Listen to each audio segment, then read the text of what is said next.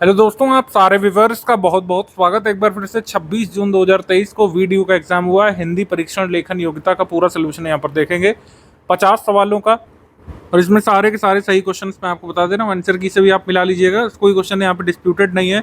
First shift में हिंदी वाले section में तो अध्यक्ष महानगर पालिका को लिखा जाने वाला शिकायत पत्र आएगा कार्यालयी पत्र में। ऑप्शन नंबर ए यहाँ पे सही है। प्रथम वर्ण व्यंजन, दूसरा वर्ण स्वर या व्यंजन हो तो व्यंजन संधि इसमें होती है, सी यहाँ पे है। इसके बाद है कि कबीर दास जी की भाषा जो है ये सधुक्कड़ी या पंचमेल खिचड़ी कही जाती है, तो option number A repeated question है। एक भारतीय आत्मा किसे कहा गया, तो एक भारतीय आत्मा कहा गया है माखन लाल चतुर्वेदी को, ऑप्शन नंबर सी। एंड इसके बाद संविधान के किस अनुच्छेद के अनुसार संघ की राजभाषा हिंदी देवनागरी लिपि में होगी, 343 में, ऑप्शन नंबर बी है। प्राकृत संस्कृत अपभ्रंश पाली, इन सब में से सबसे प्राचीन संस्कृत है, option number B. Question number 7, निम्नलिखित में से कौन सी रचना या रचना संग्रह ब्रज भाषा में है, तो पद्मावत अवधि में है, ग्रंथावली ग्रंथावली जैसा कि हमने ऊपर बताया कि ये पंचमेल खिचड़ी या फिर सधुक्कड़ी भाषा में है, ठीक है। उसके बाद रामचरितमानस तो सभी को पता है अवधि में है, तो रसखान पद्मावली ये आपकी ब्रज में है। इसके बाद किस कवि की काव्य भाषा ब्रज नहीं है, ये हमने पूरा आपको, अगर पेड ग्रुप मेंबर है तो आपने देखा होगा, हमने पूरा जो ब्रज भाषा के कवि उनकी रचनाओं की एक लिस्ट दी थी आधे पेज में, तो उससे बाहर जो है वही चूज करना है। तो भारतेंदु हरिश्चंद्र ये गद्य के हैं, ब्रज भाषा से इनका नहीं ज़्यादा लेना देना है, ऑप्शन नंबर सी यहाँ पे सही है। बाकी मैथिली शरण गुप्त से अगर कंफ्यूज हैं तो सबसे पहले इन्होंने ब्रज में ही लिखना शुरू किया था यंग एज में, 12 साल की एज में, ये आपको पता होना चाहिए। मान सरोवर किसका है, ये तो हमने डायरेक्टली दिया, ये तो कई बार पूछा भी जा चुका है, प्रेमचंद की 7 भागों में कविता संग्रह मान सरोवर। इसके बाद निम्नलिखित में से अपदान कारक का प्रयोग किस विकल्प में नहीं हुआ है बताना है, ठीक है। तो बिल्ली छत से कूदी अपदान कारक, चूहे से डरता है अपदान कारक, निकलती है नदी यानी उससे पृथक होती है तो अपदान कारक, कार से गए तो इसमें करण कारक होगा ना कि अपदान कारक। से किसके लिए है, से यहाँ पर जो है कर्ता ने कर्म को करण से, या तो करण के लिए होगा या तो अपदान के लिए, तो अपदान ऑप्शन में है, ऑप्शन नंबर डी यहाँ पे सही है। समझौता में जो प्रत्यय लिखा है वो अवता है, ऑप्शन नंबर सी। विलोम शब्द यहाँ पे क्या होगा, वेष्टि का विलोम शब्द हो जाता है यहाँ पे समष्टि, ठीक है। ऑप्शन नंबर ए समष्टि होता है, समास होता है, तो समष्टि यहाँ पे दिया हुआ है। कौन सा समास का प्रकार सही नहीं दिया हुआ है बताना है, तो पर्णकुटी यहाँ पर दिया हुआ है जो कि द्वंद्व समास लिखा है, इनकरेक्ट है। इसका सही आंसर क्या होगा ये आप जल्दी से कमेंट करके बताइए, यहाँ पे जल्दी से कमेंट करके बताइए। इसके बाद हम चूड़ियाँ पहन रहे हैं, इसमें अपूर्ण वर्तमान काल है, ऑप्शन नंबर ए अपूर्ण वर्तमान काल। निम्नलिखित में से कौन सा संधि विच्छेद सही है, इसमें सही है सही नहीं है पे काफ़ी फोकस करना था। जैसे मध्यवरी को यहाँ पर मधु और अरि लिखा हुआ है, ये आप मतलब सही है ये पूछा है, तो मधु और अरि ये आपका मध्वरी सही है, और वी और आकुल होता है यहाँ पर, तो ये सही हो जाता। इसके बाद महाविद्यालय में ये विद्या प्लस लय ये वाला गलत है, और महर्षि में ऋषि होता है, अर्षि यहाँ पे दिया जो कि गलत है, ऑप्शन नंबर बी यहाँ पे सही है एग्जैक्टली। इसमें बताना है अर्थालंकार का एक प्रकार कौन सा है, तो अर्थालंकार का एक प्रकार है, तो इसका आंसर हो जाएगा आपका रूपक अलंकार हो जाएगा, ठीक है। बाकी यमक हो गया, वक्रोक्ति, श्लेष ये सब आ जाएंगे शब्दालंकार में, ठीक है। मौन का विलोम यहाँ पर मुखर हो जाएगा, और संपन्न का विपन्न हो जाएगा, तो इस वजह से ऑप्शन नंबर डी होगा।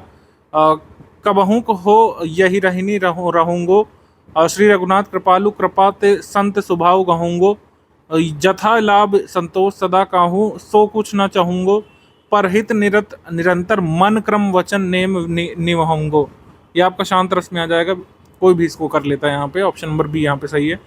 ये थोड़ा सा टिपिकल था, इसमें श्रृंगार रस के आपको उदाहरण पता होने चाहिए, उदाहरण नहीं पता है तो उसके क्या फीचर्स होते हैं पता होना चाहिए। श्रृंगार रस में यहाँ पे पास ही मिलकर उगी है बीच में अलसी हठेली, देह की पतली कमर की है लचीली, नीले फूल को सर पर चढ़ाकर कह रही है जो छुए, दूं हृदय दान कर उसको, इसमें हो जाएगा आपका श्रृंगार रस।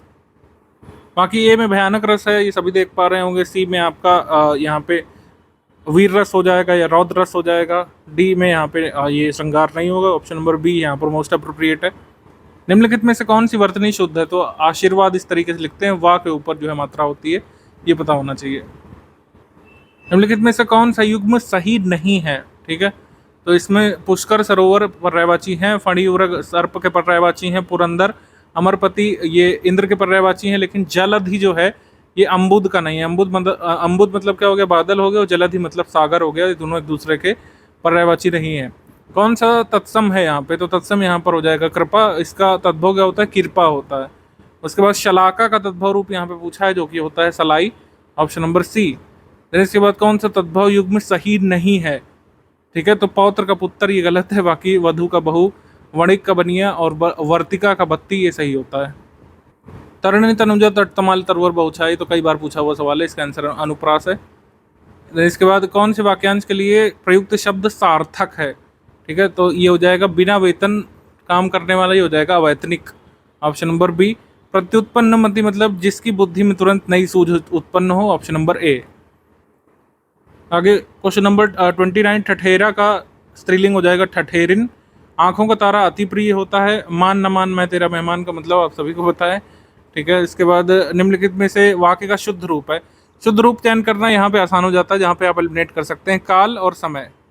ठीक है, एक साथ इनका प्रयोग नहीं हो सकता। जहाँ पर काल और समय का एक साथ प्रयोग हुआ है, यानी कि दुरुक्ति हुई है, वहाँ पे ये गलत हो रहा है।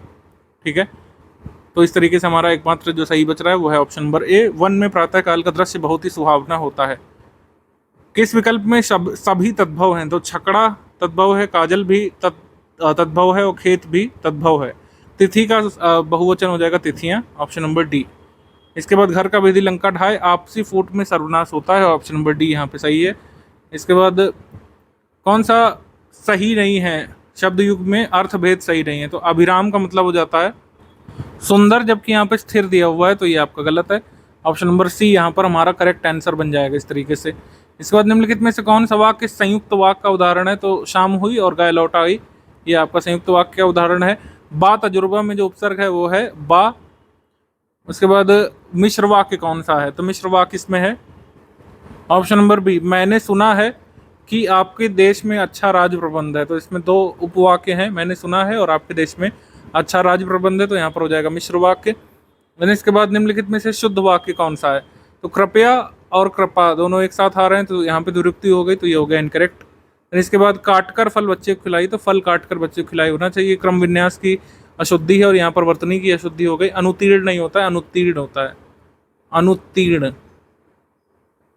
इस तरीके से लिखते हैं। इसके बाद विद्यालय की शोभा वही बढ़ा सकता है जो अनुशासन में रहे, तो इसमें भी हो जाएगा आपका मिश्र वाक्य, ऑप्शन नंबर बी। श्रुत संभिन्नार्थक में लक्ष्य और लक्ष्य का यहाँ पे क्या होता है? तो इसका मतलब लक्ष्य का मतलब हो जाता है उद्देश्य, और लाख का मतलब हो जाता है यहाँ पर लाख, यानी जो लाख रुपीज़ होता है वो गिनती वाला। ठीक है, लाख की संख्या, तो ऑप्शन नंबर सी यहाँ पर मोस्ट अप्रोप्रिएट है।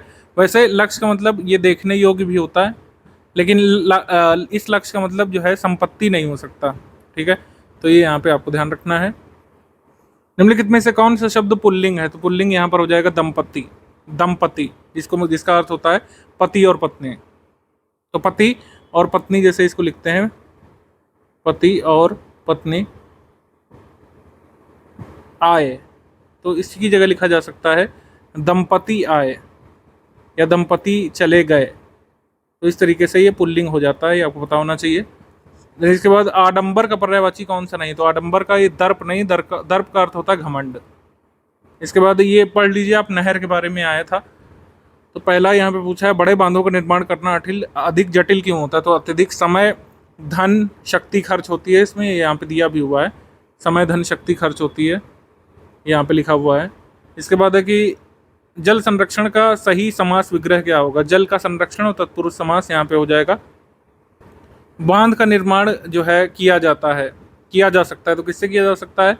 कंक्रीट, चट्टान, लकड़ी और मिट्टी से भी, यहाँ पे लिखा हुआ है कंक्रीट, चट्टान, लकड़ी, मिट्टी, यहाँ पे देख सकते हैं।